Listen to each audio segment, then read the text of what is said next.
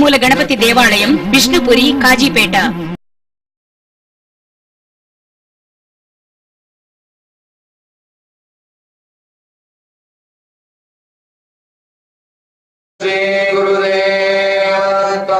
సదానందమహం వందే మదనానంద సంయుతం శ్రీకృష్ణానంద పర్యాప్తం శారదా క్షేత్ర సుస్థితం వందే మందారు మందారమిందిరానంద కందళం అమందానంద సందోహ బంధురం సింధురాననం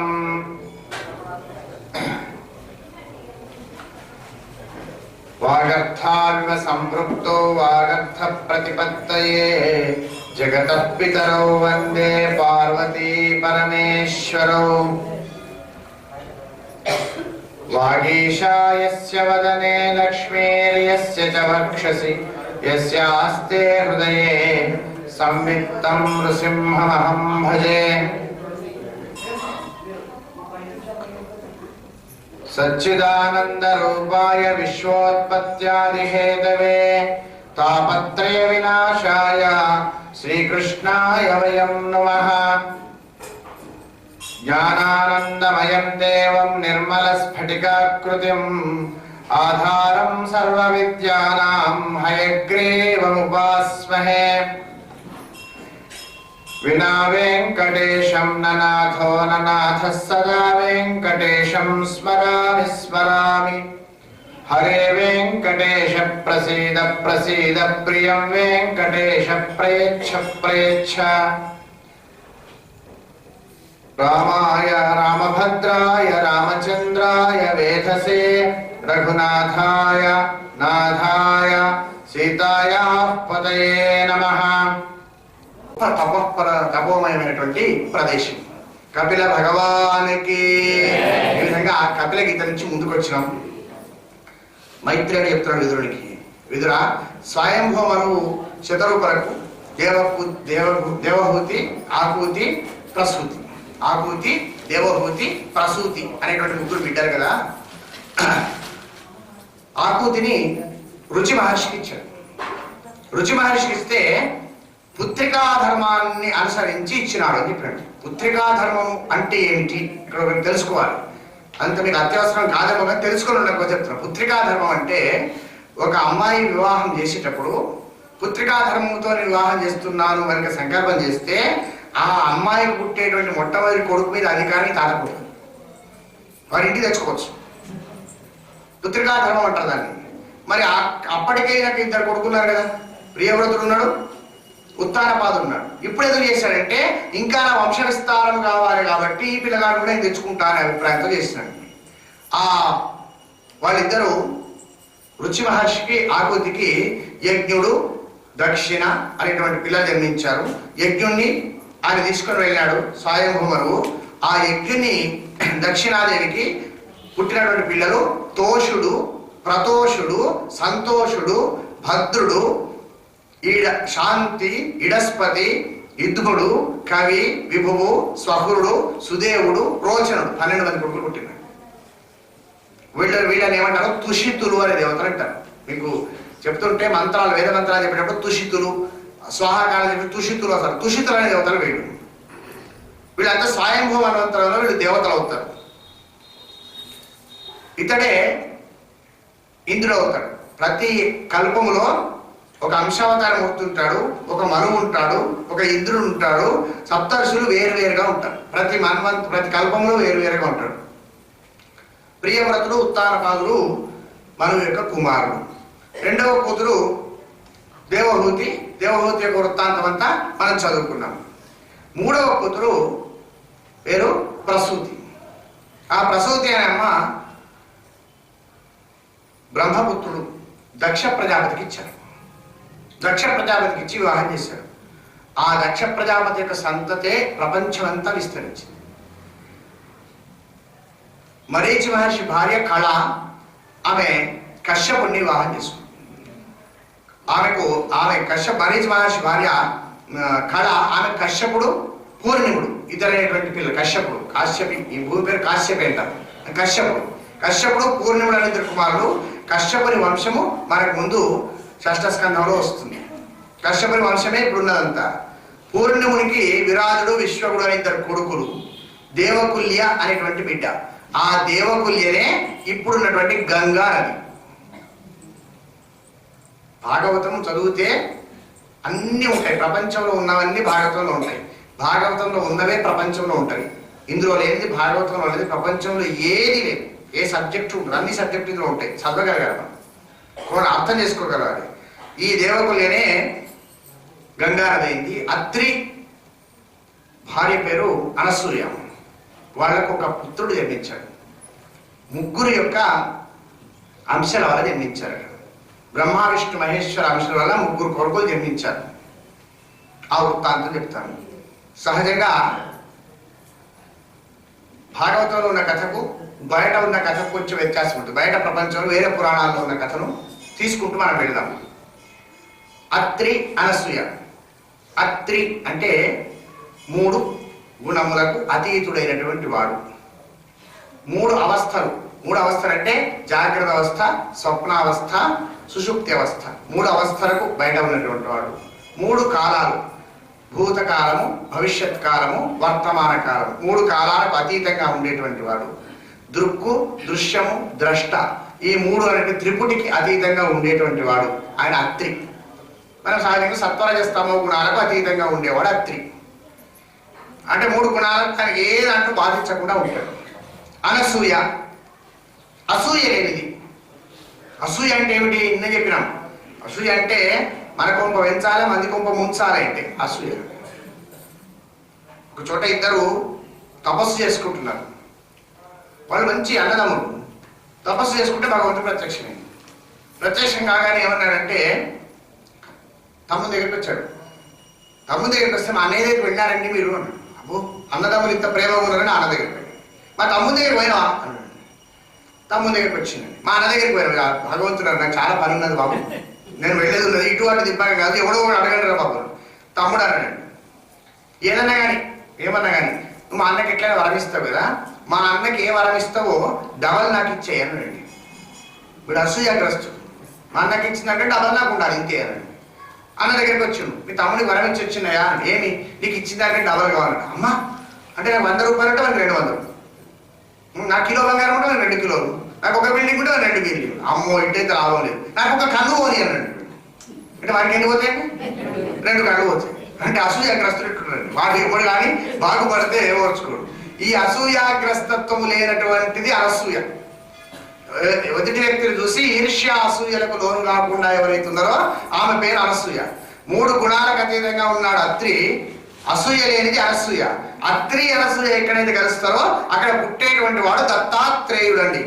మీరు కూడా ఆలోచన చేసుకోండి. మనకుగా అత్రి అనసూయలాగా మనలో సంసారం చేసే వాళ్ళు ఉంటే వాళ్ళ ఇంట్లో దత్తాత్రేయుడు అవతరిస్తాడు. ఆ అత్రి అనసూయలు ఆ దత్తాత్రేయుడు అవతరించిన వృత్తాంతాన్ని బయట పురాణాల ఆధారంగా కొంచెంగా చెప్పుకున్నాం. నారద భగవాన్ అన్నాడు. నారద భగవాన్ అంటే తెలుసు కదా మీకు, చేతిలో మహతి నారాయణ నామము. ఆయన నెంబర్ ఎంత? 24365. 24 గంటలు 365 రోజులు నారాయణ నారాయణ నారాయణ అనుకుంటూ తిరుగుతుండండి. టికెట్ లేదనకు, ఎక్కడ పడితే అక్కడ తిరుగుతుంటాడు. టికెట్ ఎందుకు మాత్రం కూడా మన భాగవతంలో వస్తుందండి. ఆయన ఎందుకు తిరగవలసి వచ్చిందో కూడా భాగవతంలో వస్తుంది. 3 లోకాలు ఆయన ఎక్కడ అడ్డు అదుపు లేదు. ఎక్కడ తిరిగినా ఆయన ఎక్కడ కూడా టోల్ ట్యాక్స్ అడగరు. ఎందుకంటే చేతిలో ఉంది నారాయణ అంటాడు. టోల్ ట్యాక్స్ అంటే నారాయణ అంటారు, అందుకు మొదలు పెడతారండి. అందుకని చెప్పి ఆయన తిరుగుతున్నాడు. తిరుగుతూ ఆయనకి ఎందుకు అనిపించింది, ఒకసారి బ్రహ్మదేవుడు కనిపోయింది. తల్లి ఉంది సరస్వతమ్మ. ఆమె అన్నది, బిడ్డ భోజనం చేసినామా? తింటానండి అన్న పెట్టి తిన్నది. మంచిగున్నదా బిడ్డ? కడుపు నిండిదా? మంచిగానే ఉన్నది కానీ అనసూయమ్మ పెట్టినట్టు మాత్రం లేదన్నాడు. ఈ అనసూయమ్మ ఎవరు అంటే ఆమె కామున్నది. మహాపతివ్రతల లాగా ఉంది, ఆమె వింటే మాత్రం లేదు అనుకుంటూ పోయిందండి. అక్కడి నుంచి విష్ణులోకానికి పోయింది. ఆమె ఉన్నది పాదసేవ చేసుకుంటా ఉన్నదండి. అవును నారదుడు వచ్చిందండి అని, వాడు ఎక్కడెక్కడ తిరిగి వస్తుందో అన్నం పెట్టుకో అనండి. భోజనం చేసి కడుపు నిండా తిన్నావా, ఇంకెవరైనా కావాలన్నా బిడ్డ అంటే ఏమొద్దు కానీ ఎంత తిన్నా అనసూయమ్మ ఇంట్లో తిన్నట్టు ఉంటుందా అన్నాడు. ఈ అనసూయమ్మ ఆమె ఉన్నది ఒక పతివ్రత. అక్కడి నుంచి బయలుదేరి కైలాసానికి పోయిందండి. వాళ్ళిద్దరు కూర్చొని మాట్లాడుకుంటుంటే ఈయన పోయాడు. అన్నం ఉన్నది ఒక పెట్టుకో అన్నాడండి. ఉన్నది ఎందుకు పెట్టాలని భోజనం చేసి అమ్మ భోజనం చేసింది. బిడ్డ కడుపు నిండిందా, కడుపు నిండింది కానీ ఎంతైనా అనసూయమ్మ పెట్టినట్టుంటుందా. ఈ అనసూయమ్మ ఎవరో కానుంది పతివ్రత అనుకుంటూ వచ్చింది. వెళ్ళిపోయింది అక్కడి నుంచి. మనం ఎప్పుడు కానీ దేవుళ్ళని చాలా తక్కువ అంచనా వేయద్దండి. వాళ్ళకి ఆన్లైన్ సర్వీస్ ఉంటుంది, వాట్సాప్లో ఇప్పుడు వచ్చింది అప్పుడే నేను మనం ఇక్కడ మాట్లాడుతున్నట్టు రికార్డ్ అవుతుంటుంది. వాళ్ళ అమాంతం అప్పుడే ఆన్ చేసి పెట్టిందండి. ఇక్కడ ఏం మాట్లాడితే అక్కడైతే, అక్కడే మాట్లాడితే ఇక్కడైతే. మనం శివుని గుళ్ళకి పోయినాం అనుకోండి, శివుని గుళ్ళకి పోయినప్పుడు శివుని నమస్కారం చేసి నేను శివానికి నమస్కారం చేస్తా, నేను విష్ణువుకి చెయ్య అన్నవనుకో వెంటనే పోతుంది, సిగ్నల్ అక్కడే పోతుంది. విష్ణువు గుళ్ళకి పోయి విష్ణువునికి నమస్కారం చేస్తున్నా, నేను శివునికి చెయ్య అని అనుకోండి వెంటనే పోతుంది. ఈ ఇద్దరు మీటింగ్ అవుతాడు. ఏమన్నాడు, ఆ ఫలానా వచ్చి నీకు దండం పెట్టానడు, నాకే పెడతానడు, నువ్వు పని చేయకు నేను కూడా చేయాలి. వాళ్ళిద్దరు ఒకటే. కాబట్టి చాలా జాగ్రత్త. మనం అవసరం డిఫరెన్సియేషన్ క్రియేట్ చేసి మనము ట్రబుల్లో పడకూడదు. మనం ట్రబుల్ క్రియేట్ చేసుకోవద్దు. అందుకని చెప్పి అంత ఒక్కటే. వీళ్ళకి ఆన్లైన్ సర్వీస్ ఉంది. ఈ అమ్మలు ఒక దగ్గరికి వచ్చేసింది. ఏమి నాలుగు వచ్చి ఏమన్నాడు, నీ దగ్గర అన్నది నా దగ్గర అన్నాడు, నా దగ్గర అన్నది నీ దగ్గర అన్నాడు. మరి ఇప్పుడు ఏం చేద్దాం, పతివ్రత అంటాడు, వాళ్ళ ఇంటి దగ్గర ఉండదు అంటాడు. ఇక వీళ్ళకి మొదలైంది నా అవస్థ. మొదలయ్యి పరీక్ష పెట్టాలి. ఈ భాగవతంలో లేదు, వేరే పురాణంలో చెప్తాను. పరీక్ష పెట్టాలనుకుంటే పరీక్షకు ఎవరు పంపించాలి, పతివ్రత దగ్గర పరీక్ష పంపించాలంటే ఎవరు పంపించినా మరి ఏమైందో అక్కడ. కనుక మన మొగళ్ళనే పంపిద్దాం అనుకున్నాడు. ముగ్గురు కలిసి తీర్మానం చేసింది. ఆ ముగ్గురు కలిసి ముగ్గురు వెళ్ళగొట్టింది. లైక్ పరీక్ష చేసి రాబోని ఈ ముగ్గురికి ఎంత కర్మ వచ్చిందిరా మనకు. 50% ఇచ్చిండు. ఒక ఆయనేమో సగమే శరీరం ఆలోచన, ఒక ఆయన సగం శరీరం ఇచ్చిండు, ఒక ఆయన నాలుగు మీద పెట్టుకున్నాడు, ఒక ఆయన లక్ష్యస్థానంలో పెట్టుకున్నాడు. అయినా సరే వెళ్ళగొడితే బయటకు పోయి రాలేదు. ఆలోచన చేయండి ఎంత పవర్ ఉంటుందో. బయటకు వచ్చి పరీక్ష చేసి రాబోతే వచ్చింది.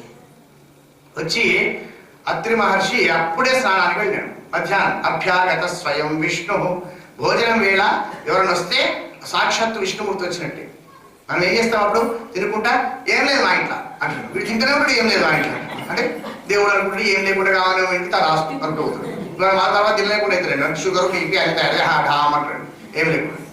అందుకని చెప్పి ఏం వచ్చిన వాడికి ఆదరణతో పెట్టాలి. మధ్యాహ్న కాలంలో వచ్చిన అత్రి మహర్షి స్నానానికి వెళ్ళాడు. ఈ ముగ్గురు వచ్చిన వచ్చి అమ్మ ఆ బాబు వచ్చి ముగ్గురు వచ్చిన మహానుభావులు అని 3 పీఠాలు వేసింది, కూర్చుని పెట్టింది. అర్ఘ్యపాద్యాలు ఇచ్చి అయ్యా మీరు మీ ఆధునికం చేసుకోండి, మా వారు స్నానానికి వెళ్ళినారు, రాగానే భోజనం సిద్ధంగా ఉంది వడ్డిస్తాను. మీ వారు వచ్చేంత వరకు మాకు ఓపిక లేదమ్మా, నువ్వు వడ్డన చేస్తావా లేదా, లేకుంటే వేరే ఇంటికి పోమ్మంటావా అని. ఇప్పుడు ఆమెకు పెద్ద ప్రశ్న, ఒకవేళ వడ్డన చేసిన వరకు వడ్డన చేస్తే ఆ అన్నము ఇతరులకు ఎవరికైనా ఒకరు తిన్న అన్నాన్ని వైశ్వదేవం చేయడానికి వెళ్ళేది. వైశ్వదేవానికి మనం ప్రత్యేకంగా వండాలి. కాబట్టి ఆమె అనుకున్నది వైశ్వదేవానికి ఉండడమే కదా, అతిథులు కోపగించిపోయిన దానికన్నా వైశ్వదేవానికి మళ్ళీ అయిపోతుంది. మా ఆయన కూడా దీనికి ఒప్పుకుంటాడని, నాయన మీరు భోజనం చేయండి పర్వాలేదు కూర్చున్నారండి. పరీక్ష చేయాలి కదా. మాకు ఒక నియమం ఉన్నది తెలుసా అన్నాడు. ఏమి నియమము, బట్టలు కట్టుకొని బొడ్డన చేస్తే మేము తినము అన్నాడు. అట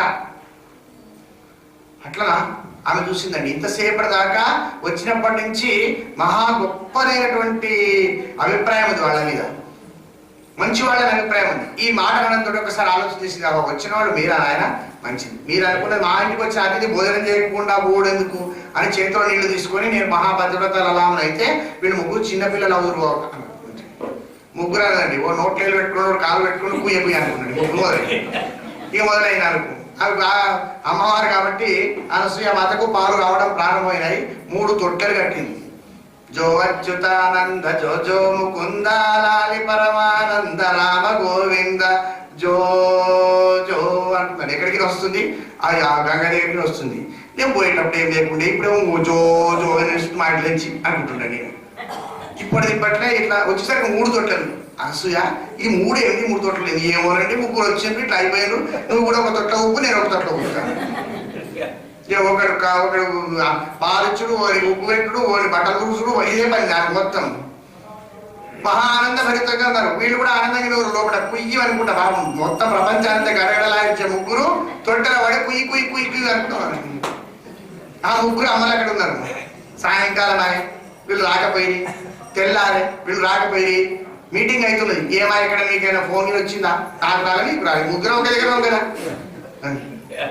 ముగ్గురం ఒక దగ్గర ఏం రాలేదు. మరి ఎక్కడ పోయిండు? ఏమో అని పోయి పతివ్రత దగ్గర తోలేం, బండరాలు అయితే కాలేదు కదా. ఇంత వస్తున్నాడు, నారాయణ నారాయణ వస్తుంది. నారాయణ ఇట్లా ఇట్లా ఇట్లా అమ్మారు మంచుకున్నారా అన్నాడు. మంచిగా ఉంది కానీ మా మీరు ఒక్కరే కనబడుతున్నారు. ఒక ఆమె కాళ్ళు వచ్చటాను, ఒక ఆమె 50%, ఒక ఆమె 4 ఉండాలి.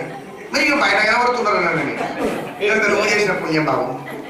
మా వాళ్ళు ఎక్కడ పోయినా దొరుకుతలేరు రావు. వాళ్ళింటే ఉన్నారు, అక్కడే ఉన్నారు. అనసూయ ఇంటున్నారు. ఏం చేస్తున్నారా చూస్తావా? ఇప్పుడే వాట్సాప్లో వచ్చింది, చూస్తావా? ఎప్పుడే చూడు, ఫోటో చూపించిందండి. ఒకడేమో నోట్ నిలబెట్టుకున్నాడు, ఒకటి కళ్ళు చూసుకుంటున్నాడు, ఒకటి కాళ్ళు ఎగరేస్తే అంటున్నాడు. ఆహా, మా మొగళ్ళు ఎంత సౌభాగ్యం అనసూయ ఉన్నది. ఇప్పుడు ఏం చేయాలి? నారదా ఏం చేయాలో చెప్పు. నాకేం తెలుసమ్మా? ఎవడైనా మొగళ్ళు పతివ్రత మీద పరీక్ష పంపుతారా? మొగళ్ళ పంపుకుంటారా? మీకు బుద్ధినరా? మరి ఏమి నువ్వు చెప్పిపోయినప్పటి నుంచి మాకు మనసు పడకుండా అయింది. ఏం చేయాలో మాకు కూడా దొరుకుతుంది. తోలు నింపోయింది. మేము బొమ్మనగిన వాడు ఓడేనా? మొగోళ్ళు అట్లా పోతారా అన్నది. ఇక తక్కువ మేము బొమ్మనగిన వాడు ఓడేనా? వాళ్ళదే తప్పు. మరి ఏమి పోయి పతివ్రత ఆమెను అడిగాను. వచ్చింది. ముగ్గురు అమ్మలు వచ్చినారు, ముందులో పడ్డారు. ఆ మమ్మీకి ఏం కావాలి? మాకు పతిభిక్ష కావాలి. మీ పత ఇగో ఈయన గుర్తుపట్టు. ఒకటి నల్లగా ఉన్నాడు, ఒకటి ఎర్రగున్నాడు. గుర్తుపడతాడు కదా మాట. తెల్లగున్నాడు, ఎర్రగున్నాడు, నల్లగున్నాడు, తెల్లగున్నాడు, సత్వరజ స్తమగున్నాడు. ఎవరి దగ్గర వాళ్ళు ఉంటారండి. ఊపుతున్నారు. వాళ్ళు ఊపుతున్నాడు. చెప్పండి బయట పడేస్తూ ఉన్నాడు. ఊపుకుంటా కూర్చున్నాం అంటున్నాడు. ఇక ఊపుతున్నారు. వచ్చి పక్క తొట్టెళ్ళవాడు ఊపుతుంటే బయటవాడే ఏం ఊపుతారు అని. అమ్మ పతిభిక్ష కావాలి. ఆమె మళ్ళీ జలప్రోక్షణ చేస్తే బ్రహ్మ విష్ణు మహేశ్వర సిద్ధమై, అమ్మ ఏ భావన చేసినా సరే నువ్వు మమ్మల్ని కొడుకులుగా లాలించినావు కాబట్టి మా అంశాల చేతని కుమారులు జన్మిస్తారు. విష్ణుమూర్తి అంశ చేత దత్తాత్రేయుడు, బ్రహ్మదేవుని అంశ చేత చంద్రుడు, శంకరుని అంశ చేత దుర్వాసో మహాముని ముగ్గురు జన్మించారు. జన్మించడం ఆలస్యం లేదు. దుర్వాసో మహాముని సంసారము, ఈ లంపటము, ఈ పెంపకాలు మరణించి రావు. జపమాల బెస్ట్. అయ్యా విష్ణుమూర్తి దత్తాత్రేయ, నీ లోపల నా అంశం ఉంచుతున్నాడు అని పెట్టిపోయింది. చంద్రుడు అన్నాడు, నా అంబరంలో ఉంటా కానీ ఇక్కడ ఉండే అవకాశం నాకు లేదు. నా మనస్సే అక్కడ ఉంటుంది కాబట్టి ఇక్కడ ఉన్నాను అని ఆయన మనఃకారకుడైన చంద్రుడు తన యొక్క అంశను దత్తుల్లో ఉంచి వెళ్ళిపోయింది. అందుకే దత్తాత్రేయ స్వామికి 3 తలకాయలు 6 చెయ్యిలు ఉంటాయి. వాళ్ళిద్దరు అంశస్వరూపాలు స్వీకరించున్నాడు కాబట్టి దత్త భగవానుడు అట్లా ఉంటాడు. ఎవరైతే అత్రి అనసూయలాగా తమను తాము సమర్పించుకొని ఉంటారో వాళ్ళ ఇంట్లో ఈ దత్త భగవానుడు జన్మిస్తాడు. దత్తాత్రేయ భగవానికి. ఆ విధంగా దత్తాత్రేయ స్వామి యొక్క చరిత్రం.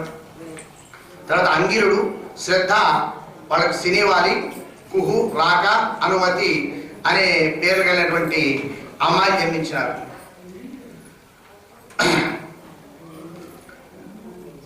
విశ్రవసుడు అనే ఆయనకు ఇళబిళ అనే ఆమె ద్వారా కుబేరుడు జన్మించాడు. కుబేరుడు తర్వాత ఆ విశ్రవసునికే కేశిని అనే భార్య ద్వారా రావణాసురుడు, కుంభకర్ణుడు, విభీషణుడు జన్మించాడు. తర్వాత పులహుడు గతి అనేటువంటి భార్య ద్వారా వరీయాంశుడు, సహిష్ణువు, కర్మశ్రేష్ఠుడు అనేటువంటి 3 కుమారులను, క్రతు మహర్షి క్రియ అనేటువంటి భార్య ద్వారా 60,000 మంది పిల్లలు, వాళ్ళు వాలకిల్య మహర్షులు అంటారు. ఆ వాలకిల్య మహర్షులు జన్మించారు. వశిష్ఠుడికి ఊర్జ అనేటువంటి భార్య చిత్రకేతుడు, సురోచి, విరజసుడు, మిత్రుడు, ఉల్బనుడు, వసుభృద్భానుడు, జుమంతుడు అనేటువంటి కుమారుడు జన్మించారు. ఈ విధంగా తర్వాత అధర్వణుడు అనేవాడు చితి అనేటువంటి తన, చితి అంటే జ్ఞానం అనర్థం. చితి అంటే పేర్చిన చితి కాదండి, మనకి అదే ఒకటే, అదే తెలుసు మనకు. చితి అంటే జ్ఞానం అనర్థం. ఆ జ్ఞానము ద్వారా ధృతవ్రతుడు దధీచి మహాముని, అశ్వశిరసుడు అంటారు. దధీచి మహాముని కన్నా భృగు మహర్షి ఖ్యాతి అనేటువంటి తన భార్య ద్వారా విధాత, ధాత అనే 2 కుమారులను, శ్రీ అనేటువంటి ఒక కూతురు. మేరు మహర్షి తన ఇద్దరు కుమార్తెల్లో మొదటి కుమార్తె అయతిని ధాతకిచ్చాడు, రెండవ కుమార్తె నియతిని విధాతకిచ్చాడు, వివాహం చేశాడు. ధాత అయతులకు పుట్టినటువంటి వాడు మృకండు. విధాత నియతులకు పుట్టినవాడు ప్రాణుడు. మృకండునికి పుట్టినటువంటి వాడు, మృకండునికి భార్య పేరు మరుద్వతి. మృకండు మరుద్వతికి పుట్టినటువంటి వాడు మార్కండేయుడు. భృగు మహర్షికి కలి అనేటువంటి ఇంకో కుమారుడు కూడా ఉన్నాడు. కలికి ఉషనుడు అనేటువంటి కుమారుడు జన్మించాడు. ఈ విధంగా కర్దమ పుత్రికల యొక్క సంతానం అయ్యా.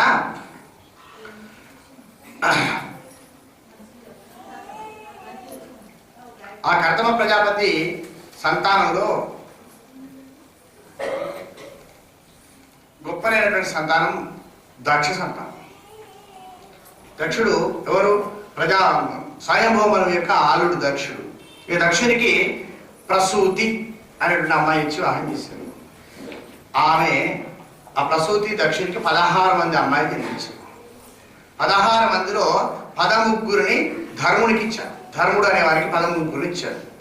ఒక కూతురుని అగ్నిహోత్రునికి ఇచ్చాడు 14. 15వ కూతురు పితృదేవతలకు ఇచ్చారు. అగ్నిదేవునికి వచ్చిన కూతురు పేరు స్వాహాదేవి, పితృదేవతలకు ఇచ్చిన కూతురు పేరు స్వధాదేవి. అందుకే మనం అగ్నిహోత్రునికి ఏదైనా ఆహారం ఇస్తుంటే ఏం చేస్తారు? స్వాహ అంటారండి. అంటే అగ్నిహోత్రుడు కూడా భార్య పెడితేనే భోజనం చేయాలి. ఆలోచన చేసుకోండి. స్వాహ అంటారు. ఆ భార్య ద్వారా భోజనం, ఆమె ద్వారా భోజనం. పితృదేవతలకు పిండ ప్రదానం చేసినట్టు స్వధ అంటారండి, స్వధాదేవి. తర్వాత ఇంకొక కుమార్తె ఉంది, ఆమె పేరు సతీదేవి. ఆ సతీదేవిని శంకరుడికిచ్చి వివాహం చేశారు. ఆ శంకరుడికిచ్చి వివాహం చేస్తే కొంచెం వాళ్ళకి మిస్అండర్స్టాండింగ్ వచ్చింది. ఆ మిస్అండర్స్టాండింగ్ వల్ల శంకరునికి దక్ష ప్రజాపతికి విరుద్ధం కలిగింది. దానితో మధ్యలో విక్టిమ్ అయింది ఎవరు? సతీదేవి. ఆ వృత్తాంతం చెప్పుకుంటూ వెళుతుంటే మైత్రేయిని అడిగాడు, ఆ వృత్తాంతం ఏదో చెప్పవలసింది అన్నాడు. వాళ్ళ వివాహం జరిగింది. ఈశ్వరుడు అల్లుడు, దక్ష ప్రజాపతి మామ. ఒక చోట ప్రజాపతులందరి సమావేశం ఏర్పడింది. ఆ సమావేశంలో అందరూ వచ్చి కూర్చున్నారు. అంతకంటే ముందే బ్రహ్మ విష్ణు మహేశ్వరుడు వచ్చి కూర్చున్నారు. ఈశ్వరుడు ఎక్కడ ఉంటాడు? ఎప్పటి కానీ ఈశ్వరుడు ఎక్కడ కూర్చున్నా సదా ధ్యానరతుడై ఉంటాడు. ఎప్పటికీ ధ్యానం, పరబ్రహ్మానుసంధానంలో ఉంటాడు శంకరుడు. ఆ కుర్చీ మీద కూర్చుండిపోయినాడు పరబ్రహ్మానుసంధానం. దక్ష ప్రజాపతి ప్రవేశించాడు. ప్రజాపతి ప్రవేశిస్తే అందరూ లేచి నిలబడుతున్నారు. లేచి నిలబడుతూ ఉంటే ఈయన లేవలేదండి. ఈయనకు ఆ ఉద్దేశంలో లేడు, ఆ స్థితిలో లేడు. ఆయన అనుసంధానంలో ఉన్నాడు కాబట్టి ఎవరు వచ్చింది ఎవరు పోయింది చూస్తాడు. సీటు మీద లేచి నిలబడలేదు. ఈ దండాలు పెట్టించుకుంటూ ఉంటారు కదా, వాళ్ళకు రోగం ఉంటుందండి. దండాలు పెట్టించుకుంటే ఒక రోగం ఉంటుంది. ఏమి? దండాలు పెట్టిన వాడికి ఏమో ఇచ్చినట్టు పెట్టిన వాడు ఎందుకు పెట్టాక పైన కూర్చుంటాడు. ఇలాంటి రోగం, దండాలు పెట్టించుకునే రోగం అట్లుంటుంది. ఆ రోగం రావద్దు. అది వచ్చిందంటే భయంకరంగా ఉంటుంది. ఈ దక్ష ప్రజాపతి లోపలికి వచ్చి చూసాడు. అందరూ లేచి నిలబడ్డాడు, వీడు ఒకటి నిలబడ్డాడు. అమ్మా, అందరూ లేచిండ్రు, ఈయన నిలబడలేదు. అంటే నన్ను ఇన్సల్ట్ చేయాలనే నిలబడలేదు. ఆయన అనుకోలేదండి, ఈయన అనుకున్నాడు. మన భావమే ఎదుటి వ్యక్తి మీద రుద్దుతుంటాం. బాలాన వంద పంచాయతీలకు కారణం అది. ఎదుటి వ్యక్తి భావాన్ని మనం గమనించాం, మన భావాన్ని మనమే రుద్ది మనం అప్లికేషన్ చేసి ఇట్లా కావచ్చు అనుకునే సగం మూడాల పంచాయతీలు పెట్టుకుంటామండి. శివుడు అట్లా అనుకున్నాడా? అనుకోలేదు.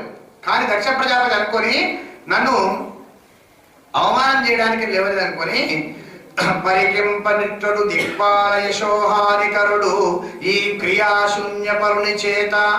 ఇతను ఎటువంటి వాడు? క్రియాశూన్యం, ఎందుకు పనికిరాని వాడు. అసలు సత్పురుషుల మార్గం అంతా చెడిపోయింది. ఎవరి వల్ల? శివుని వల్ల చెడిపోయింది. అందరూ చెప్పితే నా బిడ్డని ఇచ్చిన కానీ పెద్ద పొరపాటు చేసిన. వీడికి శివుడు అని పేరు ఎవరు పెట్టిండో తెలియదు. మొదలుపెట్టిండు అక్కడ పురాణం, తిట్ల పురాణం మొదలుపెట్టిండు సభలోనే. దక్ష ప్రజాపతి విపరీతంగా తిరుగుతున్నాడు. శుచి లేని వాడు, మతి లేని వాడు, కళ్ళు లేని 3 కళ్ళు ఉన్నవాడు, ఆయన భయంకరమైనటువంటి వాడు, కపాలాలు వేసుకొని తిరుగుతున్నాడు, భిక్షాపాత్ర పట్టుకొని తిరుగుతాడు, ఇల్లు లేదు, వాకిలు లేదు, ఉద్యోగం లేదు, ఏమి లేదు, మోసపోయి నా బిడ్డనిచ్చిన కానీ ఇటువంటి మూర్ఖునికి కూడా ఎంత తప్పయింది అంటున్నాడు. అప్పుడు రోషావేశం తీసుకొని దక్షుడు ఆపుకోలేకపోయాడు. అందరూ ఎందుకు తిడుతున్నావయ్యా, ఆయన ఎందుకు ఎవరు మాటలు వినలేదు. ప్రజాపతి ఎవడు వింటాడు, ఆయన హయ్యర్ అథారిటీ. ప్రజాపతి అంటే హయ్యర్ అథారిటీ కాబట్టి ఎవరు దగ్గర పోయి మాట్లాడడానికి వీల్లేదు, ఎవరైనా ఆడిద్దామని వినడం లేదు అని ఈయన హవిర్భాగం కోల్పోగా కానీ కూడా శాపం ఇచ్చిందండి. శాపం ఇచ్చి బయటకు వెళ్ళిపోతున్నాడు. ఆ దక్షుని నిందా వాక్యాలు, భయంకరమైన వాక్యాలు అవి చూసి నందీశ్వరుడు మేకపోతు వలె వదులుతున్నావు కాబట్టి నీకు మేక తలకాయ వస్తున్న తలకాయ పోతుంది. నందీశ్వరుడు శాపం ఇచ్చాడు దక్షునికి. అంతేకాక పూజనీయ కాకుండా చేసినావు కాబట్టి నీవు ఏ యజ్ఞం చేసినా అది సక్సెస్ కాదన్నాడు, విజయవంతంగా పూర్తి కాదు అని ఒక 13 రకాల శాపాలు ఇచ్చాడు దక్ష ప్రజాపతికి నందీశ్వరుడు. వెంటనే దక్ష ప్రజాపతికి ఉన్నటువంటి భృగు ఉన్నాడు, ఆయన శాపం ఇచ్చాడు నందీశ్వరునికి. ఎవరైతే శివమతస్థులై పరిపూర్ణ పాఖండంగా ఉంటారో వాళ్ళు పాఖండులు అయిపోతారు, వాళ్లకు ఉపదేశం చేసేటువంటి అర్హత కూడా లేకుండా పోవుగాక, వాళ్ళు పాఖండవతరవుగాక అని ఆయన శాపం ఇచ్చాడు. అందరు సద్దుమంచాడు, అందరూ వెళ్ళిపోయింది, సభ వెళ్ళిపోయింది. అందరు వచ్చి ఆ శంకర్ దగ్గర వచ్చి అయ్యా సభ అయిపోయింది లేవు అన్నారండి. అప్పటిదాకా అంశాన్ని ఈ పంచాయతీ అంతా వినలేదు. అంత జరిగిందంతా వాళ్ళు తిట్టడం వీళ్ళు తిట్టుకోవడం అంతా అయిపోయింది, కానీ ఆయన ధ్యానం నుంచి బయటకు రాదు. అందరూ వచ్చి ప్రార్థన చేసి ధ్యానం చేసి ఇంటికి వచ్చింది. ఇంటికి వచ్చా పెద్ద పట్టించుకోలేదు, ఏం పట్టించుకోనటువంటి ఎవరైతే మానవమానం పరిత్యజ్య సర్వత్ర విజయీ భవేదన సూత్రం ఉంది. అంతర్ విజయానికి కారణం ఏంది? అలిగిన నలుగక ఎగ్గులు బలికిన మరి వినని ఎట్ల ప్రతివచనంబుల్ వలుకక వన్నము వడి ఎదలుపక నుండు వాడు ధర్మజ్ఞుడిలన్. అలిగిన నలుగక ఏదైతే కోపానికి వస్తే మన కోపానికి రావద్దు. ఇంట్లో పంచాయతీ కాకుండా ఉండే లక్ష్యం చెప్తున్నాను. అసలు పంచాయతీ కాలే కదా, ఆమె కోపడ్డది అనుకోండి, మీరు అప్పుడే అటుకోకం పెట్టుకుని కొంచెం నువ్వు అటుకోకం పెట్టినట్టు ఇటు కోకం పెట్టు అంతే. అంతేగాని ఏమి కోపం అసలు మీరు మాట్లాడకపోతే అలిగిన నలుగక ఎగ్గులు వలికిన మరి వినినట్లు ప్రతివచనంబుల్ వలుకక. నిందా వాక్యాలు వలుకుతారు. నిందా వాక్యాలు ఎన్ని వారికినా మన ప్రతివచనం లేకపోతే అయిపోయాయి. మౌనైనా కలహం నాస్తి, పంచాయతీ లేదు, ఎదుటికు వచ్చినప్పుడు కదా బాణం వేసేది లేదు. వినని ఎట్లా ప్రతివచనంబుల్ వలుకక, మళ్ళీ నిందా వాక్యాలు వలకడు. బన్నము వడి ఎదలపక, పెద్ద అవమానమైనా సరే ఫలాంతో నాకు బాగా అవమానమైంది, ఫలాంతో అవమానమైంది అని బాధపడకుండా ఎవడైతే ఉంటాడో వాడు ధర్మజ్ఞుడు. శంకరుడు సాక్షాత్ ధర్మజ్ఞుడు. ఆయన ఇవన్నీ ఎవరు పట్టించుకోలేదు, ఇంటిపోయింది. పరస్పరమైనటువంటి వైరం పెరిగిపోయింది. శంకరుడి వైరం లేదు కానీ దక్షునికి వైరభావం పెరిగింది. ఏమి చేయాలి ఆలోచన చేసి ఒక యజ్ఞము చేయాలి. ఆ యజ్ఞము చేసి శివుణ్ణి అవమానం చేయాలి. దానికి ఆయన పేరు పెట్టుకు బృహస్పతి సవరం అని పేరు పెట్టుకున్నాను. నేను ఒక పేరు పెట్టుకున్నాను దానికి. ఎందుకంటే శంకరుడు ఇవ్వకుండా యజ్ఞం చేస్తున్నారుగా, నేను దానికి ఒక టైటిల్ పెట్టుకున్నా, అరుద్రాత్మక మహాయజ్ఞం. కార్డ్స్ అంటే ప్రింట్ చేసిందండి. అరుద్రాత్మక మహాయజ్ఞం అంటే రుద్రుడు లేనటువంటి మహాయజ్ఞం చేస్తున్నాను. ఆ యజ్ఞానికి భృగు మహర్షిని పిలుచుకున్నాడు. ఆ భృగు మహర్షిని పిలుచుకొని ఆ బృహస్పతి సవరము అరుద్రాత్మక మహాయజ్ఞము దాన్ని చూడాలని మొత్తం కార్డ్స్ డిస్ట్రిబ్యూషన్ చేసినండి. ఎంత కేర్ తీసుకున్నాడంటే దక్ష ప్రజాపతి ప్రపంచంలో ఉన్న ప్రతి వ్యక్తి కార్డు చేరాలి ఎక్సెప్ట్ కైలాసం. అంటే కైలాసానికి మాత్రం కార్డు పోవడానికి వీల్లేదు, ఆహ్వానం పోవడానికి వీల్లేదు. ప్రపంచంలో ప్రతివాడికి పోవాలి.